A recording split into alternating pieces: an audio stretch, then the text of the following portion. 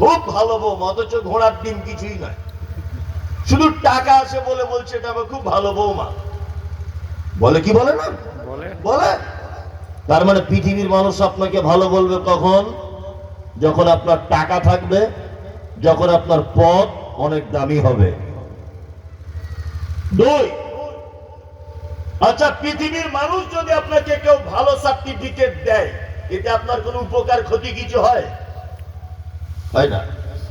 আর আপনাকে যদি পৃথিবীর কোনো মানুষ খারাপ যদি বলে দেয়, খারাপ, আচ্ছা বলুন দেখি আপনার কোনো ক্ষতি হবে? হবে না।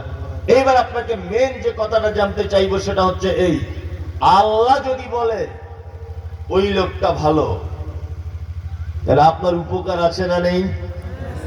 আর আল্লাহ যদি বলে ওই লোকটা খারাপ, তাহলে আপনার খারাপই আছে না নেই? আছে। তাহলে আমরা কার কাছে ভালো হওয়ার চেষ্টা করব? আল্লাহর কাছে। মানুষ আমাকে ভালো বললো না বললো দেখার প্রয়োজন নাই, কে আমাকে খারাপ বললো না বললো দেখার দরকার নাই। আমাকে ভালো হওয়ার টার্গেট রাখতে হবে কার কাছে?